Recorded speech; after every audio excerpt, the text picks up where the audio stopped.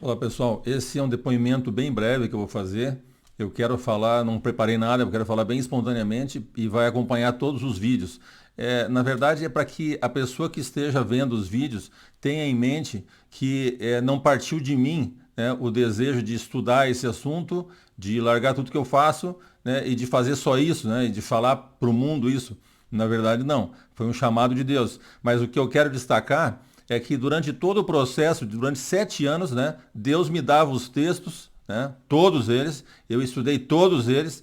Quando eu esgotava o estudo, que não tinha mais como entender, eu tinha pego todos os textos que ele me deu, cobria todo o assunto, né, de cada assunto, eu estou falando especificamente de cada assunto, né, ele cobria todo o assunto e eu não conseguia, então ele me revelava aquilo que eu não conseguia. Tá? Aí que ele me revelava, senão ele só me dava os textos. E eu ia, quando chegava num beco sem saída de novo, ele me revelava aquilo. Então, assim, foi um processo longo de 7 anos para que eu compreendesse tudo que eu compreendi da escatologia, mas isso não estava em mim. Não vem de mim, a capacidade não é minha, eu não teria como descobrir isso sozinho, porque é extremamente complexo, né? São 2000 anos de, digamos, de distorções em cima do texto que não tem como um ser humano sozinho descobrir, né? Então o mérito é de Deus, né? A Ele cabe todo o mérito, toda a glória, toda a honra, né? Todo louvor, né? A mim só o cobri de vergonha, porque eu, como eu sou homem, sou pecador, né? Sou falho, né? Então não vou conseguir passar tudo que eu gostaria de passar, mas vou me esforçar para fazer o máximo, tá? Mas eu gostaria que você tivesse isso em mente. É aquilo que Deus passou para mim, não vem de mim, tá bom? Um abraço então, tchau.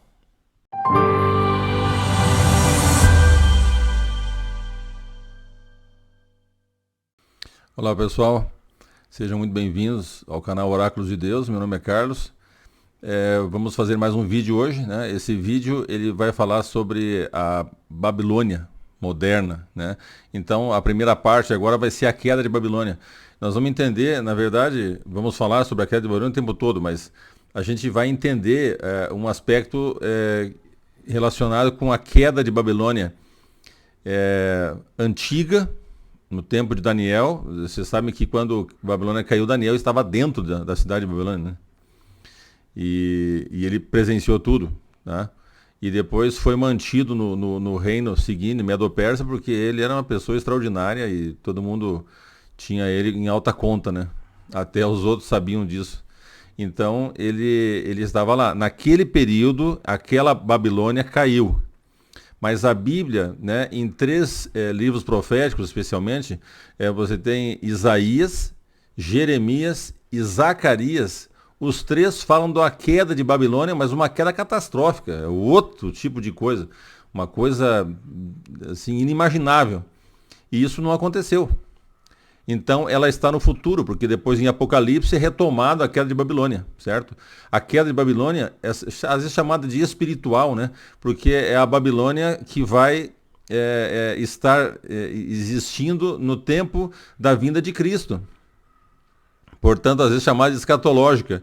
Então aquele período final da história, né? Da nossa história, a história da Terra, como conhecemos. Depois vem outra história, vem o milênio, né?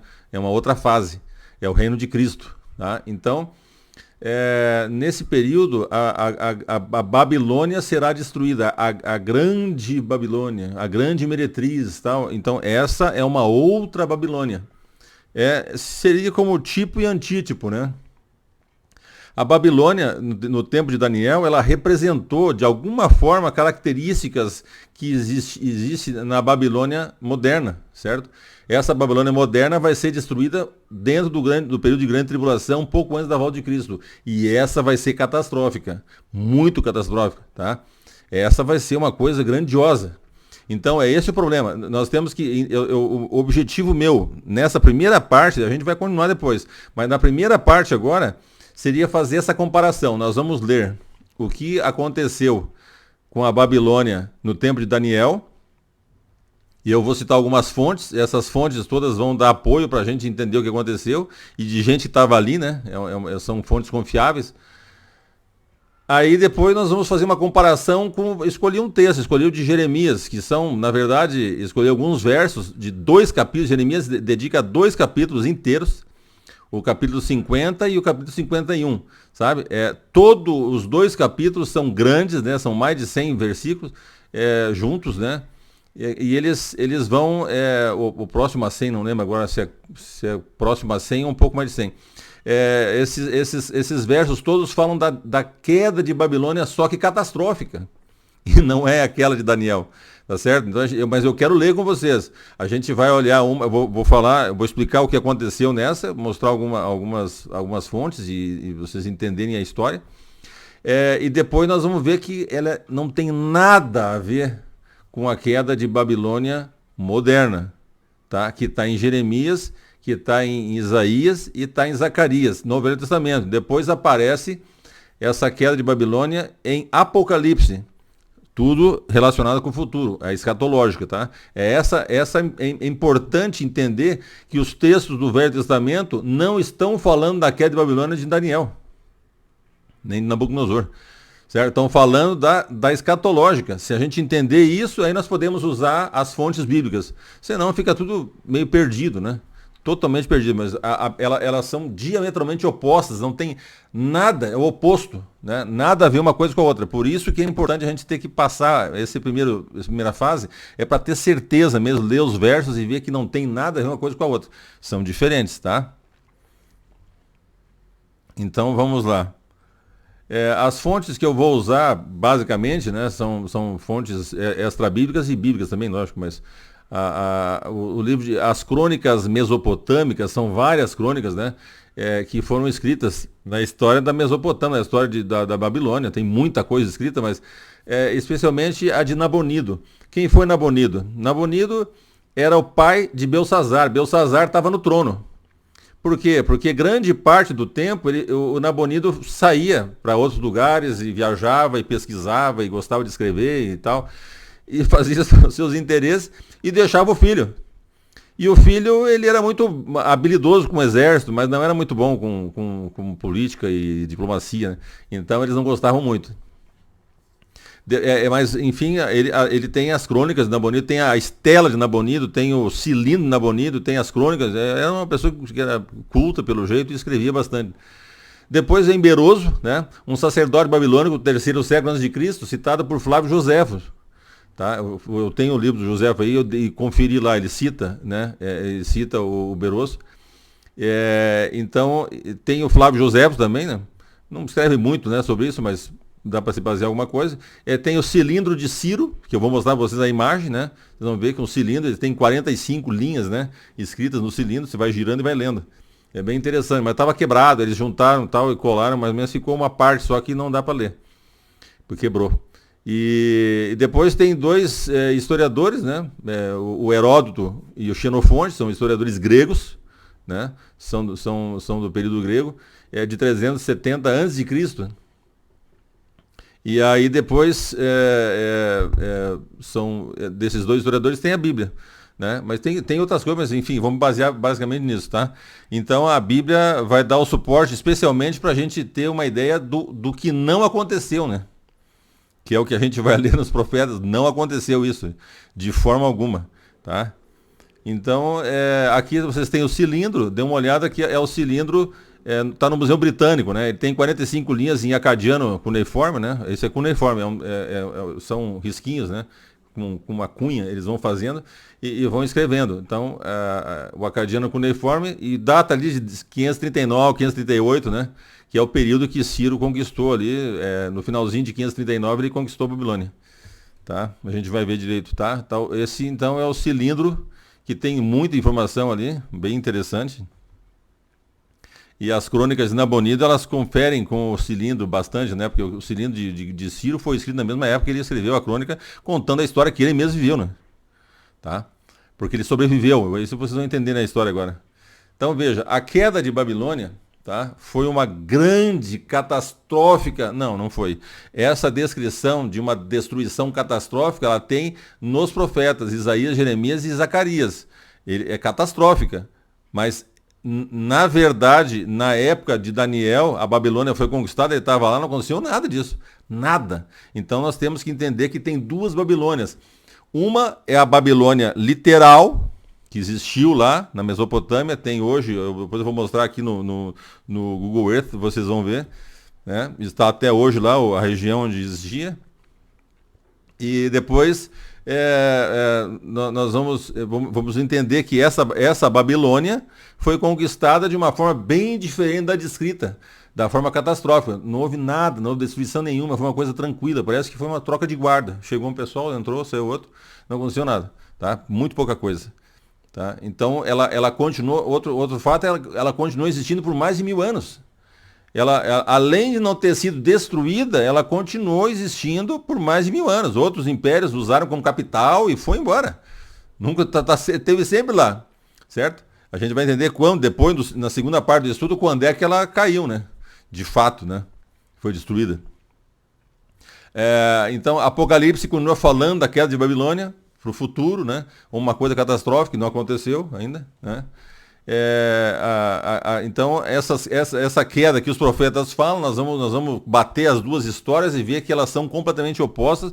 Portanto, a Babilônia da Mesopotâmia era só um tipo de uma Babilônia que existiria perto da volta de Cristo, né? Ela tá ali vai ser destruída dentro do período da grande tribulação, dos 1260 dias, dos 3 anos e meio ali, certo? Nesse período ela vai ser destruída e vai ser catastrófica, né? Então, é isso que nós vamos tentar entender isso aí e deixar bem claro, tá?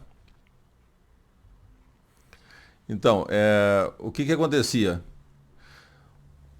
Existia um descontentamento com o governo de Nabonido. Por quê? Nabonido, como eu falei, ele mexeu primeiro com o culto, né? O culto a Marduk, ele simplesmente tirou o culto a Marduk, suprimiu o culto e o Marduk era o principal deus deles lá, né? E ele colocou um culto ao deus da lua, o deus Sim.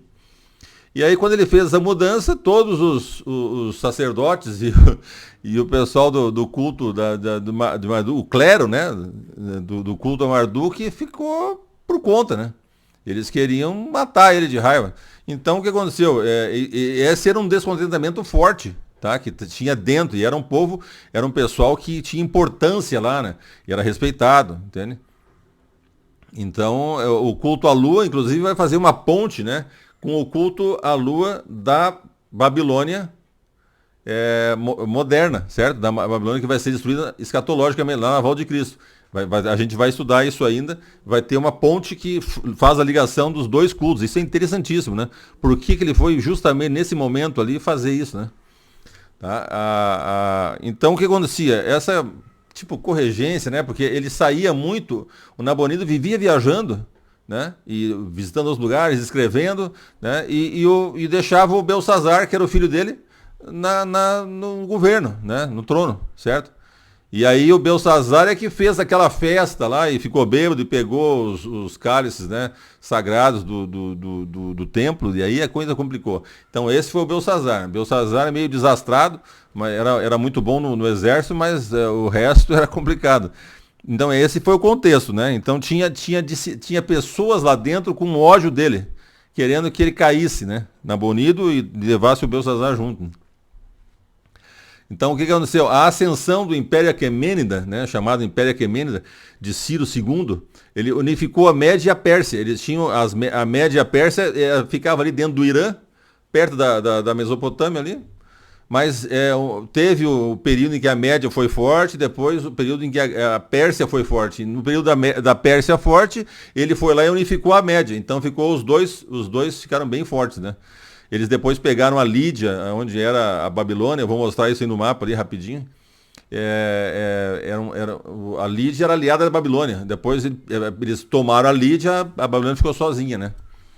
E Ciro era popular, tinha gente que gostava, inclusive os babilônios gostavam dele, porque ele se dizia o verdadeiro herdeiro dos poderosos reis da Babilônia. Né? Seu território já equivalia o que seria hoje? A Turquia, né? Turquia, o Irã.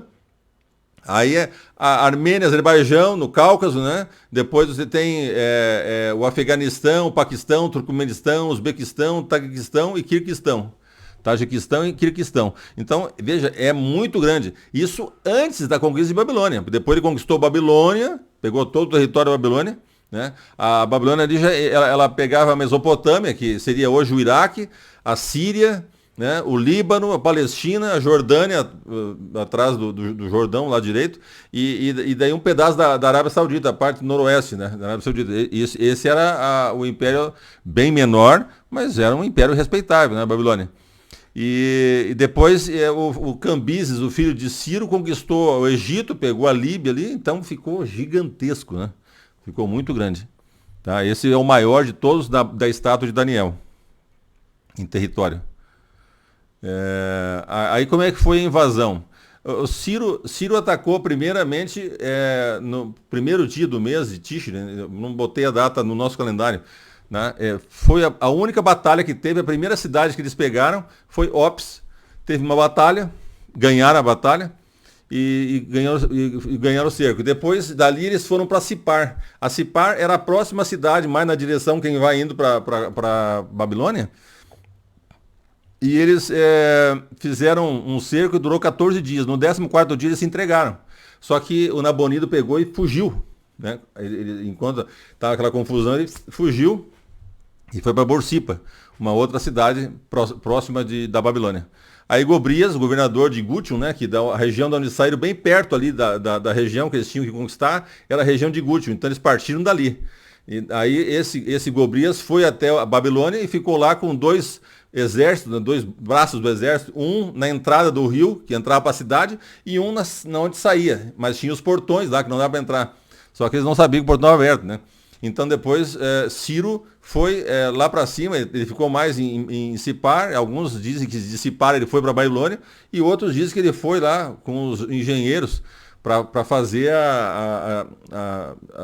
digamos, as derivações e deixar o rio que passava em Babilônia mais baixo. E aí baixou a água e eles conseguiram entrar. Em 12 de outubro. Tá? O Ciro mesmo entrou em 29 de outubro. Quando ele foi lá dentro, e daí colocou ordem em tudo, né? O cilindro de Ciro e a crônica de Nabonido afirmam que foi sem batalha essa entrada na Babilônia. Não houve batalha. Eles entraram quando o vídeo estava lá dentro, quando já estava em cima do Belsazar e já era. Morreu alguns soldados só na volta, que depois eu vou explicar. Que na hora foram acudir ele, mas morreram ali. E eram meia dúzia. Tá? Então, veja, ainda na invasão, o Nabonido, né, que foi poupado por Ciro, depois eu vou explicar, ele fala que Ciro Grande desviou as águas do rio Eufrates que atravessava a cidade. Então, na verdade, vocês vão ver que é um braço, né? Eles dividiram e um dos braços vai para dentro da Babilônia. Talvez fosse inteiro na época, não sei. Acho que não. Mas eu vou mostrar para vocês onde é a divisão lá que eles devem ter mexido, uns 25 quilômetros acima, né? A montante é quando você sobe o rio contra a correnteza. Quando desce a favor da correnteza é a jusante, né? Então a montante 25 km e pouquinho, tá? Em linha reta, né? Não pela terra. Então eles ficaram um grupo onde entrava água e um grupo onde saía. E não tinham instrumento nenhum, não tinha nada, né? Eles estavam tranquilos lá em cima, esse pessoal não vai cansar, vai embora, né? Porque ali tinha 3 muros, né? 3 fileiras de muro. Né? E muitos bem feitos muros, era muito difícil eles conseguirem passar. Eles não tinham instrumento nenhum, não tinham nada para quebrar muro, não tinham nem arma para fazer rampa e tal, e para passar o muro, então não tinha como. Eles não deram muita bola porque não tinha importância nenhuma, né? Mas eles não sabiam que a água estava sendo desviada. Esse que é o problema. Tá? Então, quando o rio baixou, né, eles entraram, não esperaram nem baixar, já entraram, água no peito ali, porque eles estavam loucos para entrar, né? Entraram pelos canais e a água foi baixando, e eles foram entrando. Então, a entrada do rio, o portão estava aberto. Na saída do rio, que tinha outro grupo, estava aberto. Eles entraram os 2 grupos e foram se encontrar lá, na porta, um de cada lado da porta do palácio. Né? E então eles foram entrando, e o Ciro disse, se vocês estiverem correndo nos corredores lá, e alguém grita como se fosse companheiro de bagunça lá, de festa, e tá tudo bem, vai embora, não dá bola. E assim eles evitaram matar muita gente, né? Quando veio chegaram, não dava para fazer mais nada, em cima do Belsazar, né? Então, vamos seguindo aqui. Ainda na invasão, né, os informantes chegaram, porque aí começaram a ver aquele movimento e alguns foram lá, olha, mas quando começaram a explicar para ele, estavam explicando para ele, né, houve um barulho numa das portas, um barulho forte, E aí eles foram, o Belsazar, vai lá ver o que que era. Aí chegaram lá, quando viram, era o Gobrias com um pedaço do pessoal do exército, entraram com os soldados, né? Belsazar já pegou uma adaga que ele queria se suicidar, daí conseguiram segurar e tal, e os que foram, estavam na volta dele, que foram defender ele, atacaram os soldados e eles mataram, né? Então, assim que foi a história. Foi um troço bem ridículo, que acabou, né? Naquele momento ali. O testemunho bíblico é interessante. Você pega Daniel, resume. Veja, Daniel dá 2 versinhos só. Né? Daniel resume toda a queda de Babilônia nessas palavras. Né? Os 5, 30 e o 31. Naquela mesma noite, Belsazar, rei dos caldeus, foi morto. Pronto. 31. E Dario o Medo se apoderou do reino quando tinha mais ou menos 62 anos de idade. Só isso. Essa é porque foi isso. Não aconteceu nada. Ele morreu ali, o rei, meia dúzia de gente e tal, acabou. E tudo, vocês vão ver agora na sequência o que aconteceu. É uma coisa impressionante. Não aconteceu nada do que relatam os profetas do futuro. Pela manhã, para vocês terem uma ideia, as fortalezas que ficavam dentro da Babilônia, né, as partes fortificadas onde ficavam os guardas lá, eles não ouviram nada. Quando eles amanheceu, eles saíram, mas tá estranho o que aconteceu. Aí ficaram sabendo que tinham invadido, tinham matado o rei e tinham dominado. Aí eles só se entregaram. Não aconteceu absolutamente nada. Nem os soldados de dentro da cidade souberam o que aconteceu. Porque tinha barulho de festa, eles não entenderam nada. Ficou tudo por isso mesmo, tá? Então não se aplica, vocês vão ver que não se aplica, né, aquilo que foi escrito sobre a queda de Babilônia, não se aplica à Babilônia literal, só a simbólica, tá? Ciro deu permissão para as famílias que tivesse alguém morrido ali, pudesse sepultar, né? Mas os outros eles mandaram ficar em casa, dando ordem para ficar em casa. Porque para que não desse tumulto, né? Ele não queria que morresse ninguém, então deu tudo certo. Ordenou que depusesse as armas que tinham, entregasse as armas e ficasse dentro de casa. Né? Aí eles foram depondo as armas e eles guardou todas as armas na fortaleza, pegou, chaveou tudo lá e deixou guardado na fortaleza. Que é onde estavam os soldados, que nem viram nada, né? Aí, segundo o Beroso, o Nabonido entregou voluntariamente e Ciro recompensou por sua submissão. Ele veio e se entregou, ele antecipou, né? Se entregou para o Nabonido, o pai do Belsazar, que foi morto.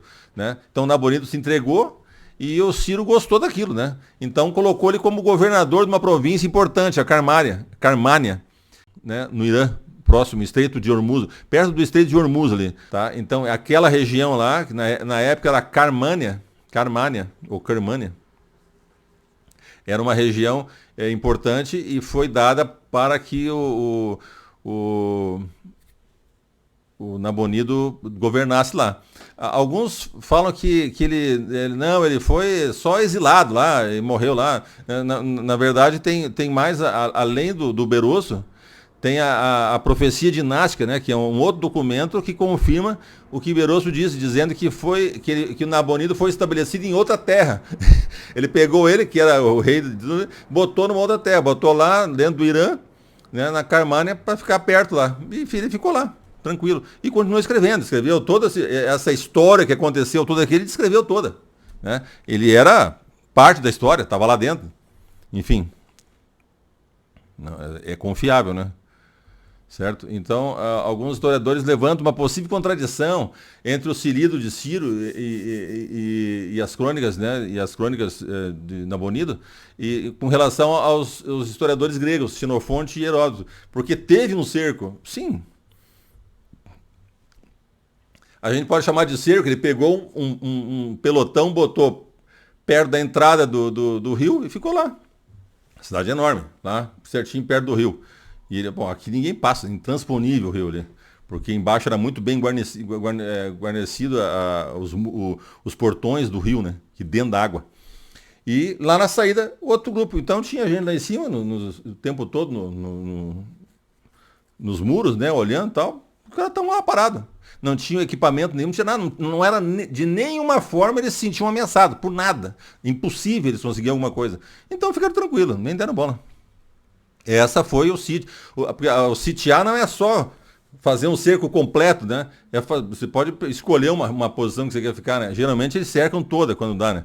Mas ali não, eles ficaram 2 grupos só e pronto. É só aquilo ali. Ficaram até que eles nem davam uma bola, né? Tanto que nem perceberam quando entraram.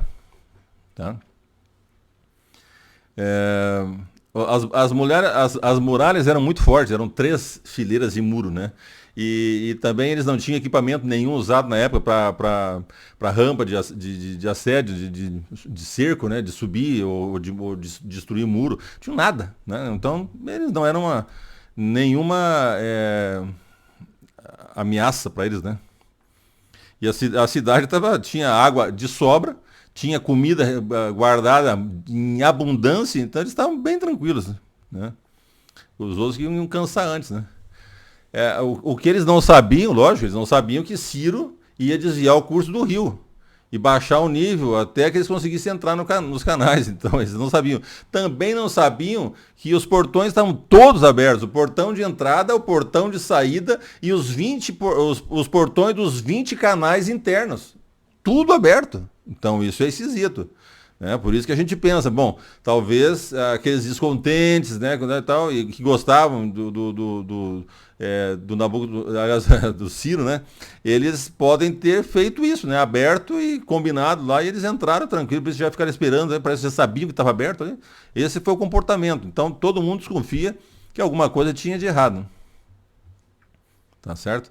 Mas eles estavam bem, como eles não tinham nenhuma ameaça, eles estavam bem tranquilos, assim, como se estivessem em festa, né? Nem olharam para o rio para perceber se o rio estava baixando, estava tudo tranquilo. É muito bebedeira, né? Daniel 5:1 ele fala lá, né? O rei Belsazar deu um grande banquete para 1000 homens importantes do seu reino e bebeu vinho na presença deles. Sabe o que é 1000? E bebeu no vinho, depois fez aquela besteira de beber nos cálices sagrados. Aí complicou, né? Aí complicou. Tá? Então, veja, provavelmente ele teve ajuda de dentro, né? Porque eu vou ler para vocês Isaías 45, 1 e 2, e vocês vão ver o que diz ali. É Deus falando. Assim diz o Senhor ao seu ungido, a Ciro. Veja que aqui Deus está falando para Ciro o nome dele, antes dele nascer. É importante falar isso aqui, é mais de 100 anos antes. Mais de 100 anos antes de ele nascer.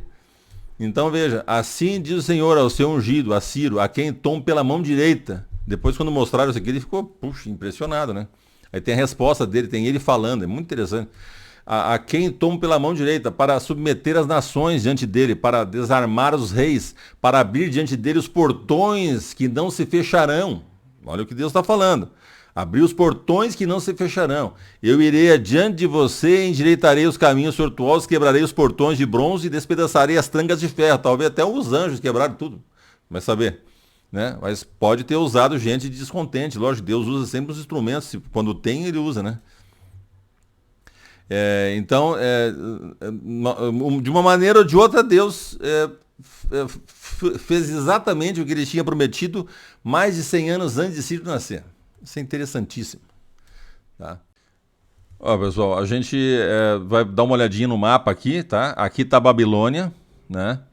Babilônia tem essa aparência interessante aqui, faz a volta aqui esse canal de água, né? E ele só não está comunicado atualmente por esse canto aqui. Eu não sei se por lá ele tem um canal por baixo, né? Não sei.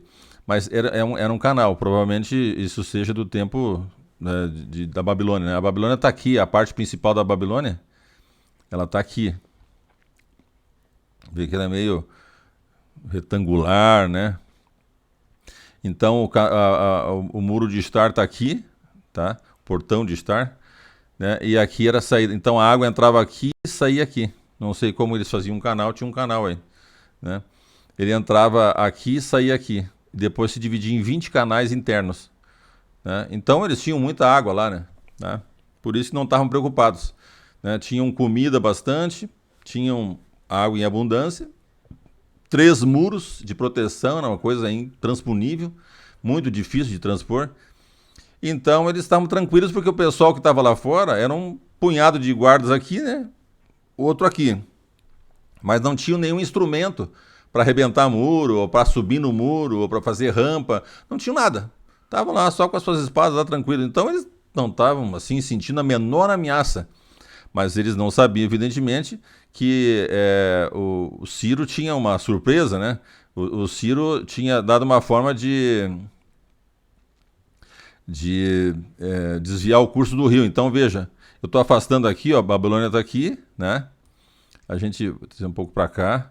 A Babilônia está aqui, a gente vai subir o rio vai subindo, vai chegar aqui, ele tem uma encruzilhada aqui, ó. Veja que interessante. Essa região aqui é uma região muito interessante. Porque, veja, o Eufrates está aqui, ó. O rio Eufrates está aqui, tá? Não está aqui. Esse aqui que vai lá para a Babilônia. Né? Então, veja que aqui tem uma derivação.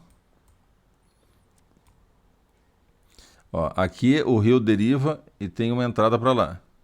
Aqui ele tem outra entrada. Né? Aqui tem o principal, aqui tem um no meio, certo? E tem esse outro aqui que é o que vai lá para a Babilônia. Então, provavelmente, naquela região ali, ele fez uma modificação, né? E derivou algumas saídas para a água, ou também fechou um pouco aqui, porque aqui tem uma hidrelétrica, né? Uma hidrelétrica que pega essa parte do Eufrates principal aqui e essa secundária pega também, ó. Ele disse uma hidrelétrica, uma barragem, né? São duas barragens aqui, tá? Que mantém também nível diferente, né? Pode mexer no nível. Então, provavelmente esse foi o lugar onde ele mexeu. Ó, aí descendo aqui, nessa parte aqui do rio, ó, nós chegamos na Babilônia, certo? Então aqui é que eles baixaram lá, e aqui o nível foi baixando da água e tal. Quando entrou na água na Babilônia, já entrava mais baixo. E eles não foram percebendo que estava baixando, porque foi baixando devagar. Eles fizeram de propósito isso. A água não tinha baixado totalmente, os soldados estavam tão ansiosos para entrar que já entraram com água no peito, né? E foram entrando. E quando estava aberto o portão, aqui, deixa eu mostrar para vocês, estava aberto o portão do rio, né? Porque a água, o canal que passava dentro, né? A água tinha um muro onde passava a água.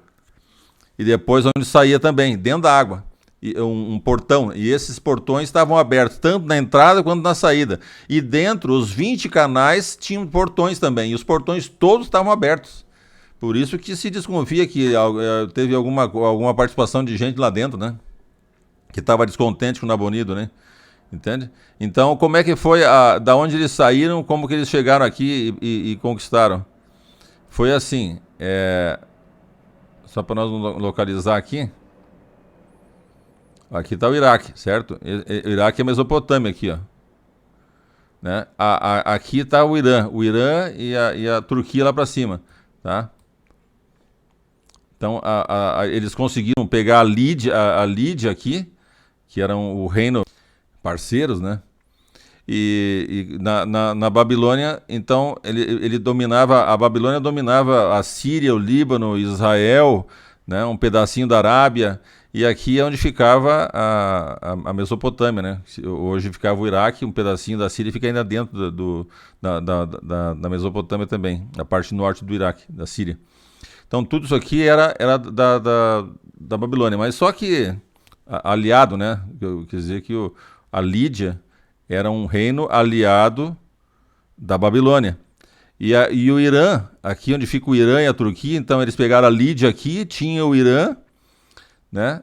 A Medo e a Pérsia ficavam aqui, então eles se uniram, cresceram, pegaram o Paquistão, Afeganistão, Tajiquistão, Turcomenistão, né? Tem um pouquinho do Kirguistão e um pedacinho do Uzbequistão também, e Azerbaijão aqui, a Geórgia, né? Lídia, Turquia, era muito grande. Depois ele foi crescer, lógico, o filho dele, o Cambises, filho de Ciro, ele pegou o Egito, né? Pegou até a Líbia aqui, né? Ficou muito grande. Então, esse era o maior império de todos citados na Bíblia, aqueles impérios da profecia, da estátua, né? Tá? Então, eles partiram daqui, ó. Aqui está Nínive, né? Que ficava no rio Tigre, e aqui embaixo, no rio Eufrates, ficava a Babilônia, né? Que é o vermelho. Então, aqui, o mais próximo que tinha aqui deles era Gutium. Era digamos, uma província aqui de Gutium. Eles partiram daqui e foram a Opis, né? Eles partiram de Gutium, né? Tá aqui, de Gutium, e foram a Opis. E aqui eles fizeram um cerco e acabaram conquistando, porque demorou um tempo, mas teve resistência, lá teve guerra, teve um cerco. Aí depois, daqui que eles venceram, isso ainda era setembro de 539, né, antes de Cristo, eles vieram para Sipar. Sipar, eles entraram ainda em setembro, porque eles ficaram 14 dias. No 14º dia, que era dia 6 de outubro, eles venceram, ou seja, Sipar se entregou.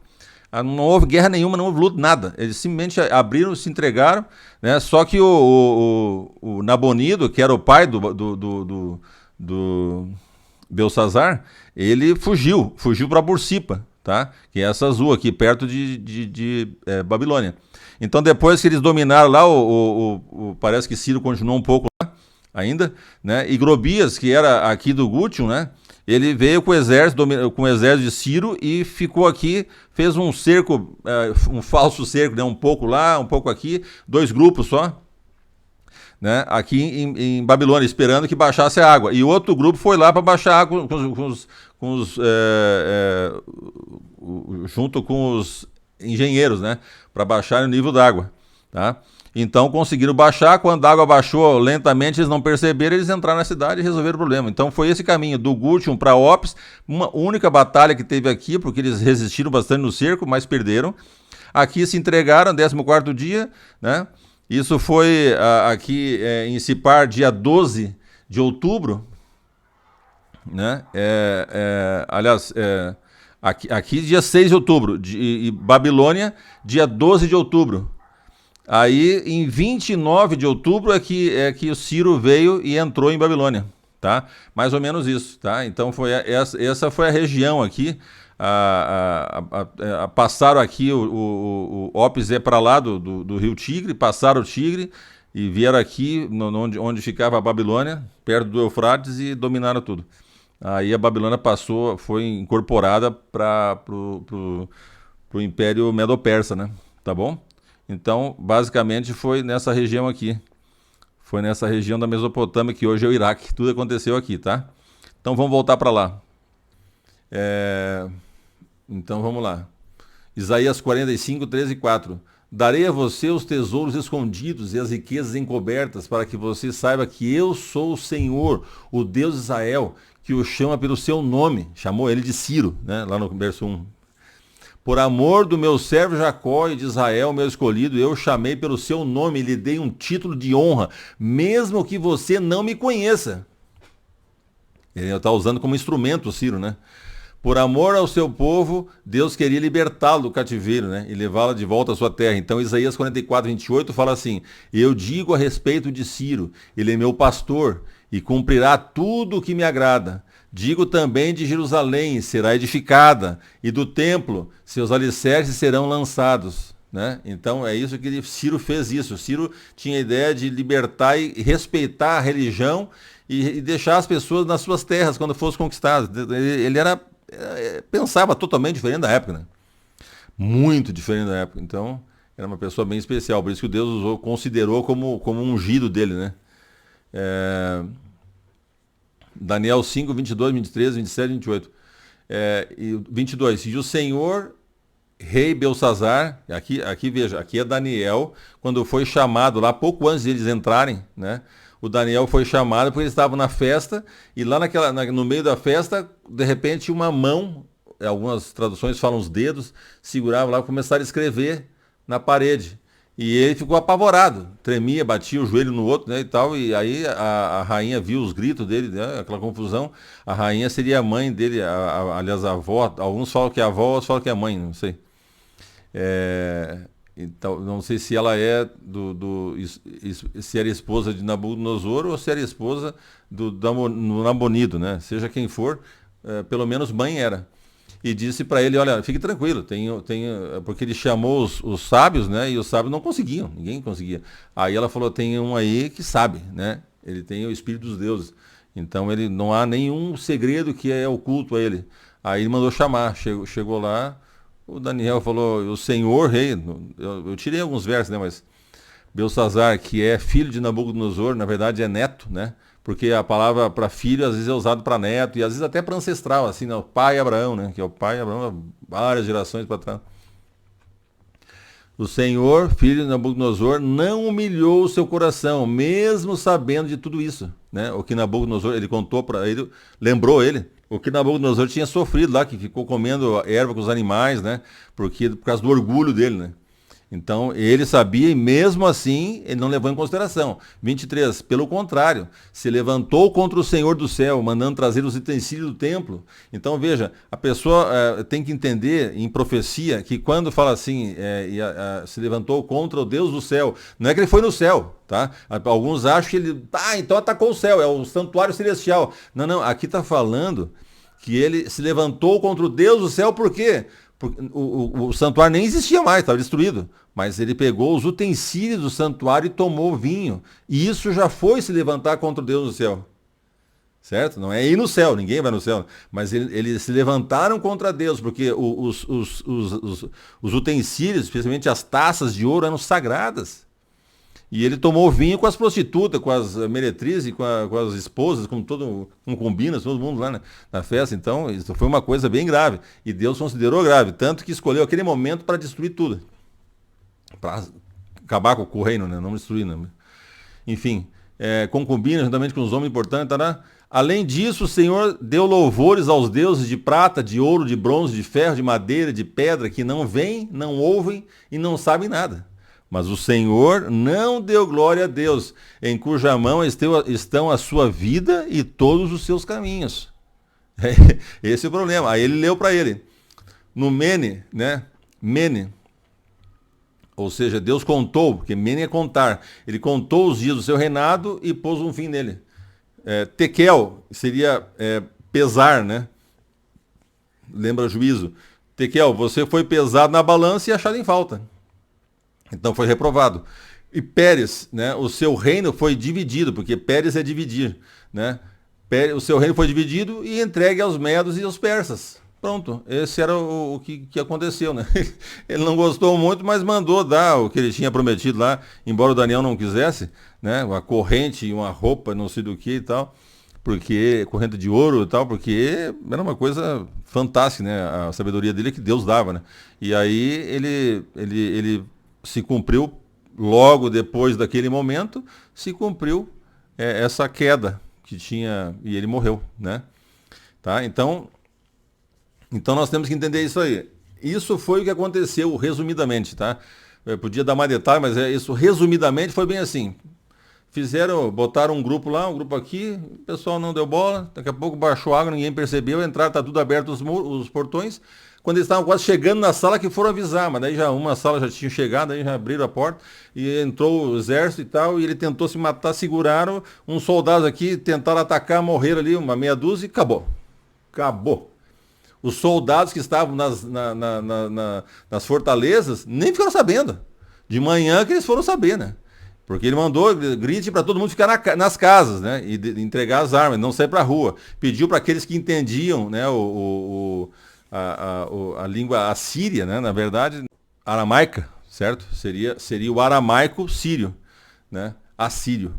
O aramaico assírio. O aramaico era falado ali durante muito tempo, começou na Mesopotâmia, que veio dos descendentes de Sem, né? Era uma língua semítica, mas ela foi sofrendo mudanças conforme ia sendo usado naquelas regiões ali. Mas era tudo a mesma coisa, é muito parecido, né?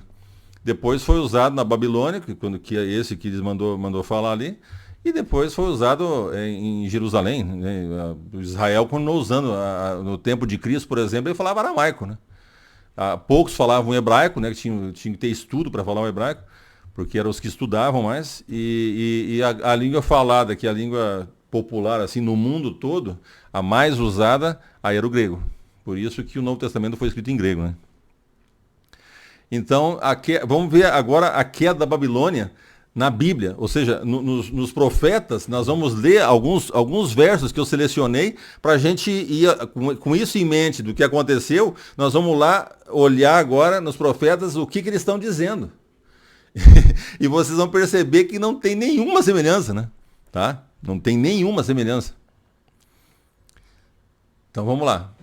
Jeremias aqui, eu escolhi alguns versos, né? Eu vou ler um por um.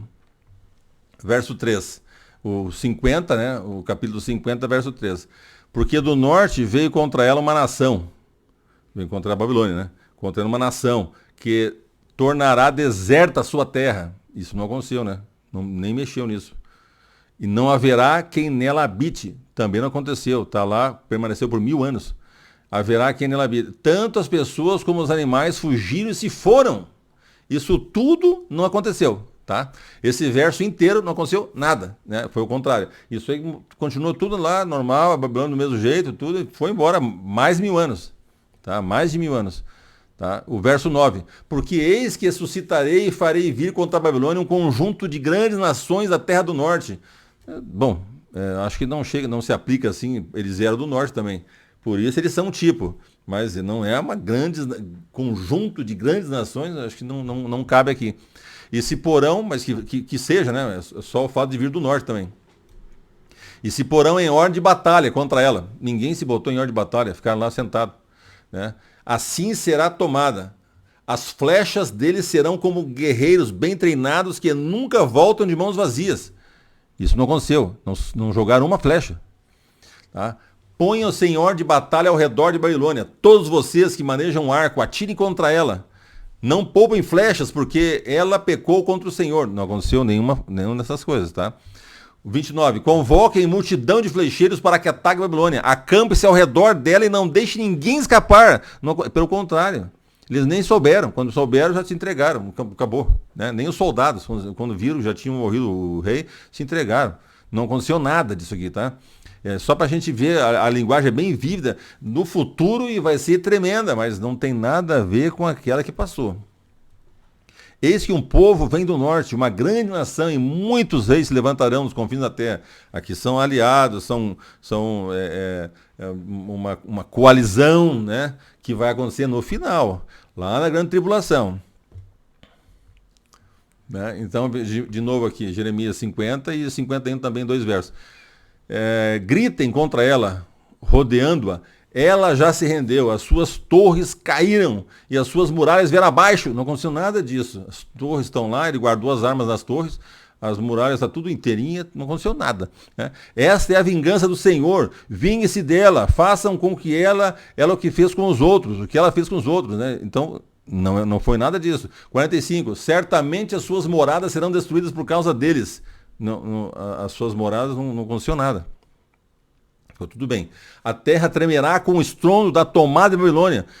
Nem os guardas que estavam lá, todos conversando lá em cima, nem viram que ela foi tomada. Então, também não se aplica. E o seu grito será ouvido entre as nações. Bom, se as nações ouvirem e os guardas não ouviram, era tudo surdo. Não aconteceu. Né? Então, 54. Da Babilônia se ouve gritos e da terra dos caldeus ruído de grande destruição. Porque está em uma catástrofe, né? Provavelmente até bomba atômica, não sei. Então, veja, isso vai acontecer lá no final. Ali não aconteceu nada disso. Porque o Senhor está destruindo a Babilônia, fazendo cessar o barulho que ela faz. As suas ondas bramarão como muitas águas, se ouvirá o tumulto de sua voz. Também não aconteceu. Jeremias. Então, Jeremias 50 e o 51 também, um pouco. Eis que eu sou contra você, cidade orgulhosa, diz o Senhor dos exércitos, porque chegou o seu dia, o tempo em que hei de castigá-la. Então o orgulhoso tropeçará e cairá, e não haverá ninguém que o levante. Porei fogo nas suas cidades, e a qual queimará todos os seus arredores. Não aconteceu, ninguém botou fogo em nada, não aconteceu absolutamente nada, tá? Todos os seus arredores. 30. Os valentes da Babilônia pararam de lutar e permanecem nas fortalezas. Desfaleceu-se a força, tornaram-se como mulheres, as suas casas estão em chamas. Nada disso aconteceu. Os ferrolhos dos portões foram quebrados, isso sim, aqueles portões da água, né? Então, isso se aplica. Não sei se foi quebrado ou foram abertos por alguém, deixaram abertinho lá, né? Enfim, isso aqui pode ser que... Né? As fortalezas estão em chamas. Nenhuma fortaleza em chama, não houve fogo. E os homens de guerra amedrontados, eles não estavam nem aí, tanto que nem viram, nem perceberam, só na hora. 58. Assim diz o Senhor dos Exércitos, a grossa muralha da Babilônia será totalmente derrubada e os seus altos portões serão incendiados. Assim os povos trabalharam em vão, e o esforço das nações acabou sendo consumido pelo fogo. Nada disso aconteceu. Vai acontecer lá na frente.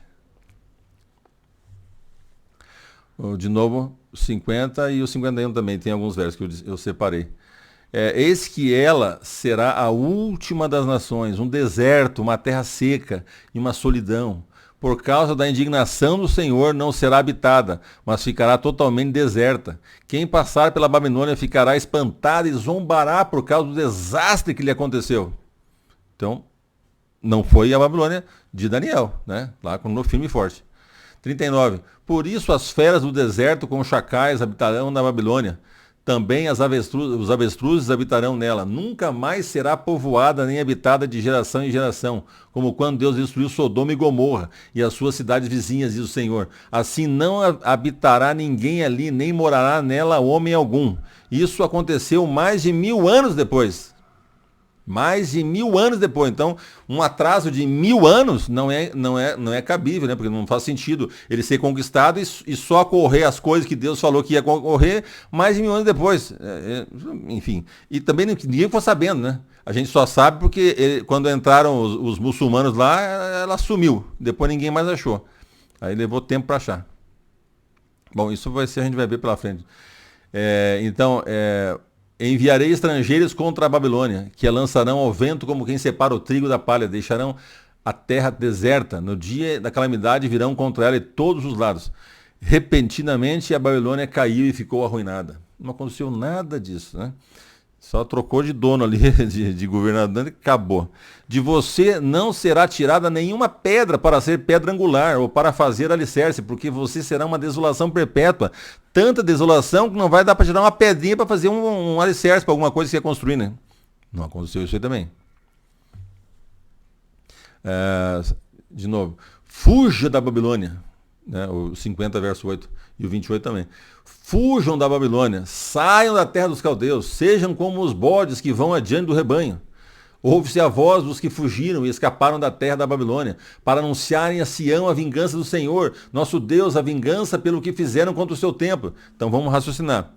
Saíram gente dali, escaparam da queda de Babilônia terrível e foram avisar lá em Sião, lá para Israel. Não tinha ninguém. Não tinha nem o templo mais. Tinha sido destruído tudo pelos caldeus, Jerusalém, só tinha as ruínas. E avisar quem lá? Eles estavam lá em Babilônia. Né? Então, isso aqui não se aplica àquela situação da Babilônia literal. Não se aplica em nenhum sentido.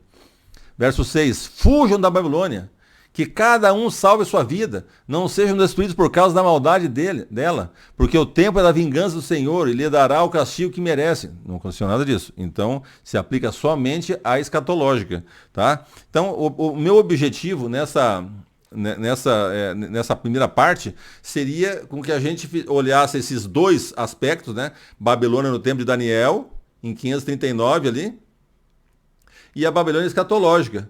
Então a gente olhou o que aconteceu lá. Não aconteceu nada, foi um passeio. Entraram lá, quando viu, tinha acontecido. Não aconteceu nada.